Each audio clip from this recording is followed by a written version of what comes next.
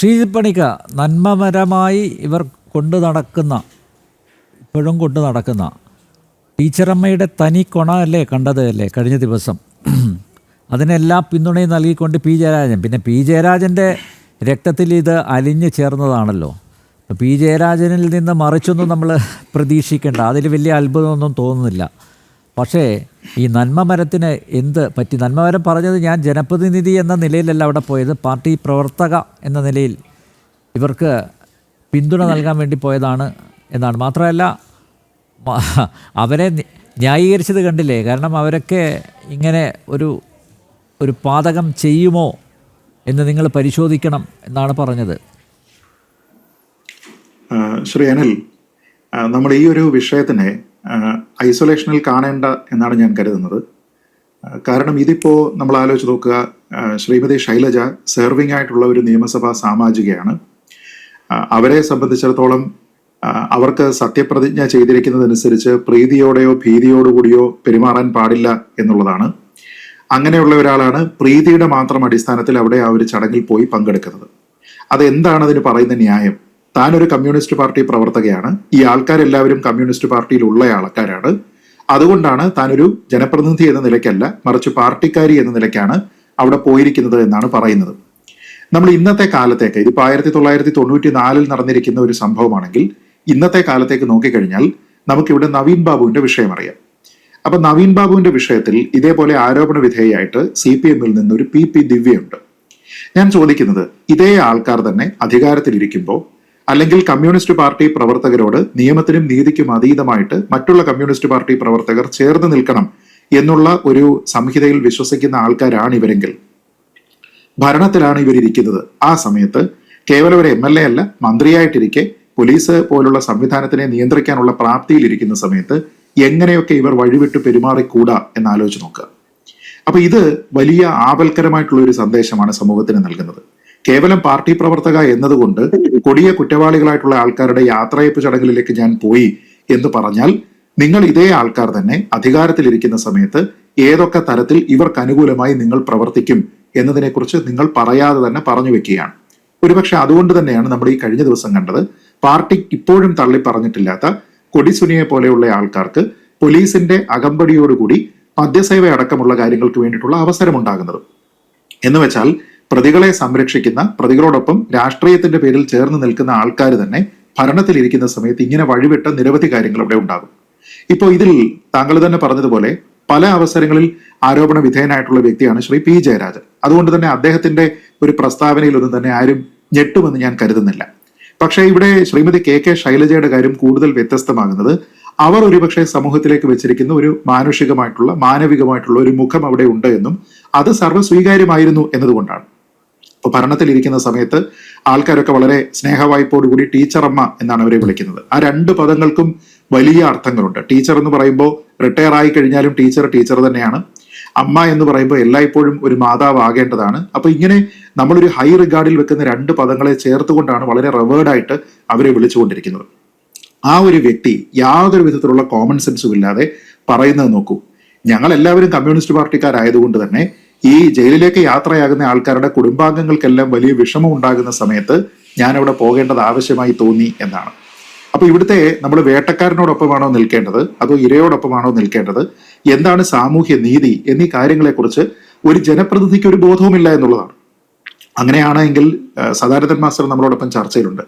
അദ്ദേഹത്തിന്റെ കുടുംബത്തിനുണ്ടായിരുന്ന ബുദ്ധിമുട്ടോ, ഈ പ്രശ്നമുണ്ടായിരുന്ന സമയത്ത് അല്ലെങ്കിൽ ഇതിന്റെ നീതിക്ക് വേണ്ടി ശ്രമിക്കുന്ന സമയത്ത്, ജീവിതം തിരിച്ചു വീണ്ടും കരുപ്പിടിപ്പിക്കുന്ന സമയത്ത്, തന്റെ കർത്തവ്യ പാതയിൽ കൂടി മുന്നേറാനായിട്ട് അദ്ദേഹം വീണ്ടും ശ്രമിക്കുന്ന സമയത്ത് അദ്ദേഹത്തിനോടൊപ്പം നിൽക്കാനായിട്ട് ഇവരാരെങ്കിലും ശ്രമിച്ചോ? ഇവരുടെ തൊട്ട് മുൻപത്തെ തലമുറയിലുള്ള ആൾക്കാരെങ്കിലും ശ്രമിച്ചോ? ഇല്ല. ഇവരുടെ കുടുംബത്തിനും ഈ വിഷമം ഉണ്ടായിരുന്നു, ഇവരെ സ്നേഹിക്കുന്ന ആൾക്കാർക്കും ഈ വിഷമം ഉണ്ടായിരുന്നു. അപ്പൊ ഇരയാക്കപ്പെട്ട ആളിനോടോ അവരുടെ കുടുംബത്തിനോടോ ഇല്ലാത്ത മറ്റെന്തോ ഒരു പ്രത്യേക മാനവികത കമ്മ്യൂണിസ്റ്റ് പാർട്ടി എന്ന രീതിയിലത്തേക്കുള്ള ഒരു യൂണിവേഴ്സൽ ബ്രദർഹുഡ് ഉണ്ട് എന്ന് പറഞ്ഞുകൊണ്ട് അവർ ചെയ്തിരിക്കുന്നത് കൊടിയ കുറ്റകൃത്യമാണെങ്കിലും അതിനുവേണ്ടി ശ്രമിച്ചിരിക്കുന്ന ആൾക്കാരോട് ചേർന്ന് നിൽക്കുകയാണ്. എന്നിട്ട് പറയുന്ന കുറേയധികം മനോഹരമായിട്ടുള്ള പലവർണ്ണ ക്യാപ്സൂളുകളുണ്ട്. അതിലാണ് നമ്മൾ ഈ കാണുന്നത്, കുറ്റകൃത്യത്തിനെ ന്യായീകരിക്കാനല്ല ഞാൻ അവിടെ പോയത്, പിന്നെന്തിനാ പോയത്? എതിർക്കാനാണോ പോയത്? അങ്ങനെയാണെങ്കിൽ ആ ചെയ്തിരിക്കുന്ന കുറ്റകൃത്യത്തിനെ എതിർത്തുകൊണ്ട് ശ്രീമതി ശൈലജ ടീച്ചർ അവിടെ പറഞ്ഞിരുന്ന ആ പ്രസംഗത്തിന്റെ വീഡിയോ നമ്മളൊന്ന് കാണട്ടെ. പറഞ്ഞിരുന്നോ? ഇല്ല. അപ്പൊ അവിടെ ചെന്നിട്ട് ഈ കുറ്റകൃത്യത്തിനെ പറ്റി ഒന്നും പറയാതെ ഇരിക്കുകയാണ് എങ്കിൽ നിങ്ങൾ ആ കുറ്റകൃത്യം ചെയ്തിരിക്കുന്ന ആൾക്കാരോടൊപ്പം തന്നെയാണ് എന്ന സന്ദേശം മാത്രമേ പൊതുസമൂഹത്തിന് കിട്ടുകയുള്ളൂ. അടുത്തത് പറയുന്നത് എന്താണ്? കോടതി ശിക്ഷിച്ചു എന്നുള്ളത് ശരിയാണ്, കോടതിയുടെ വിധിയെ ഞാൻ മാനിക്കുന്നുണ്ട്, പക്ഷേ ഇവരാരും തന്നെ ഇങ്ങനെ ചെയ്യുന്ന ആൾക്കാരല്ല എന്ന് നാട്ടുകാർക്ക് പോലും അറിയാവുന്നതാണ്. എന്ന് വെച്ചാൽ നാട്ടുകാർക്ക് ഏതോ ഒരു പോളൊക്കെ നടത്തിയിട്ട് അവരുടെ അഭിപ്രായം എല്ലാം കൂടി രൂപീകരിച്ച് അവർ സർട്ടിഫൈ ചെയ്തു. ഏത് കോടതിയാണ്? നമുക്കറിയാം, വിചാരണ കോടതി, സെഷൻസ് കോടതി, ഹൈക്കോടതി, അത് കഴിഞ്ഞിട്ട് ഈ വഴിക്കേ വരണ്ട എന്ന് പറഞ്ഞിട്ടുള്ള സുപ്രീം കോടതി. അപ്പൊ ഏറ്റവും ചുരുങ്ങിയത് 4 കോടതികളെല്ലാം ഒരേ ഭാഗത്ത് തന്നെ നിൽക്കുകയും ഒരു വേള ഹൈക്കോടതി ഈ ശിക്ഷയിലുള്ള പിഴത്തുക ഇരട്ടിയാക്കുകയും ചെയ്തിരിക്കുന്ന ഒരു കേസാണ്. ആ കേസിൽ ഈ കോടതികളെ ഒന്നുമല്ല നമ്മൾ നോക്കുന്നത്, മറിച്ച് നാട്ടുകാരുടെ കോടതിയാണ്. പണ്ട് MC ജോസഫൈൻ അവർ പറഞ്ഞത് നമുക്ക് ഓർക്കുന്നുണ്ടാവും, പാർട്ടിക്ക് ഒരു കോടതിയൊക്കെ ഉണ്ടെന്ന്. ഇത് പാർട്ടി കോടതിയും കഴിഞ്ഞിട്ട് നാട്ടുകാർക്ക് പോലും അറിയാം എന്ന രീതിയിലത്തേക്കുള്ള ഒരു പബ്ലിക് അതോറിറ്റി അതിൽ നാട്ടുകാരെ ആക്കിക്കൊണ്ട് അവർ കൊടുക്കുന്ന ഒരു സ്റ്റാമ്പാണ് ഈ കാര്യത്തിൽ ഈ കുറ്റകൃത്യം ചെയ്തിരിക്കുന്ന ആൾക്കാർക്ക് നേരെ ഉള്ളത്. എന്നിട്ടോ അഡീഷണൽ ആയിട്ട് ഇവരുടെ കുടുംബാംഗങ്ങളും വിശ്വസിക്കുന്നത് തെറ്റ് ചെയ്തിട്ടില്ല എന്നാണ്. അപ്പൊ അങ്ങനെ വിശ്വസിച്ച് കഴിഞ്ഞാൽ നമ്മൾ ഈ യാഥാർത്ഥ്യത്തിന് നേരെ കണ്ണടച്ചുകൊണ്ട് കുടുംബം ചിന്തിക്കുന്ന രീതിയിലത്തേക്ക് മാത്രം നമ്മൾ ചിന്തിക്കുകയാണെങ്കിൽ പിന്നെ നിങ്ങൾ എന്തിനാണ് ജനങ്ങളുടെ പ്രതിനിധികളായിട്ട് നിൽക്കുന്നത് എന്നുള്ള ഒരു ചോദ്യമുണ്ട്.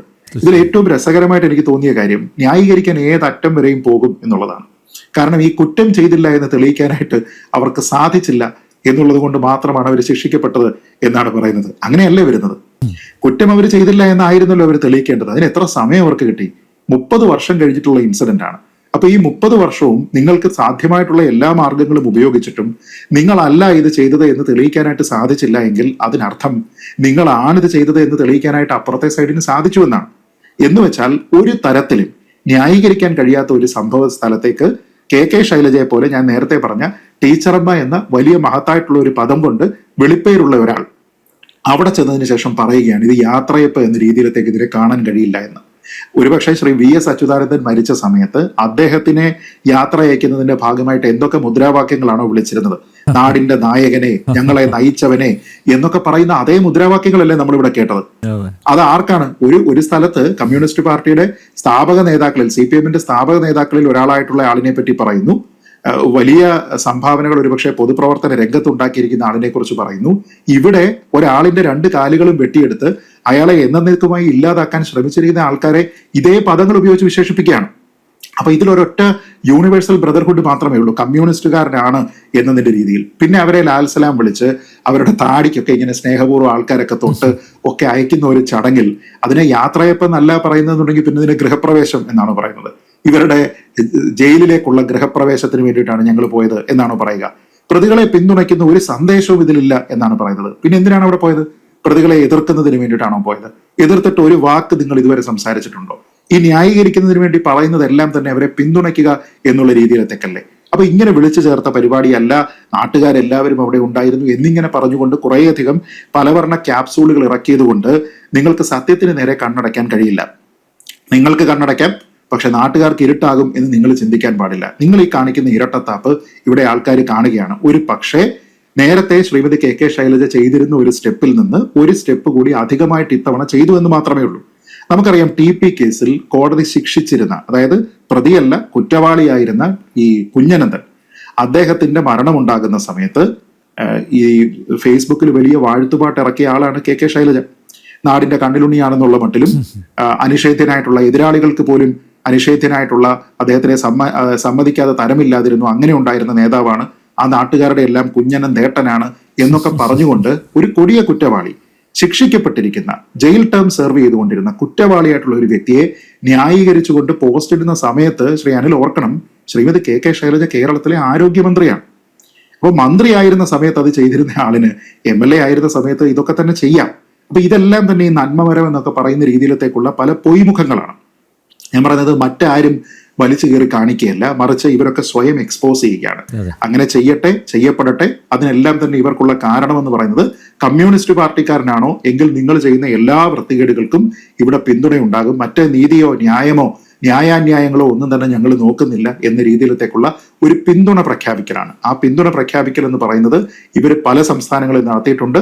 അങ്ങനെ നടത്തിയിരുന്ന പല സംസ്ഥാനങ്ങളിൽ നിന്നുള്ള ധീര സഖാക്കന്മാരൊക്കെ പല ആൾക്കാരും ഇന്ന് കേരളത്തിൽ പൊറോട്ട അടിക്കുകയാണ്. അപ്പൊ അതുകൊണ്ട് ഇനി നിങ്ങൾക്ക് ഈ പ്രവൃത്തി കാണിച്ച് അവരെ അനുകരിക്കാനാണ് ശ്രമമെങ്കിൽ മറ്റേതെങ്കിലും സംസ്ഥാനത്ത് ഒരുപക്ഷെ അവശേഷിക്കുന്ന ആൾക്കാർക്ക് പോയി പൊറോട്ട അടിച്ച് ജീവിതം കഴിക്കുന്നതിന് വേണ്ടിയിട്ടുള്ള ഒരു സാഹചര്യത്തിലേക്കാകും നിങ്ങൾ ഈ പാർട്ടിയെ തള്ളിവിടുക എന്ന് മാത്രമേ ഇക്കൂട്ടരോട് പറയാനുള്ളൂ. പിന്തുണ പ്രഖ്യാപിച്ചിട്ടില്ലെങ്കിൽ വിജയേട്ടൻ കോപിച്ചാലോ ശ്രീജിത്തെ? ആ ഒരു ഉത്ഭവവും കാണുമായിരിക്കും കേട്ടോ. എന്തുകൊണ്ട് ടീച്ചർ പോയില്ല എന്നൊരു ചോദ്യം വരാനുള്ള സാധ്യതയും ഉണ്ട്. യെസ്, കണ്ണൂരല്ലേ? അതെ.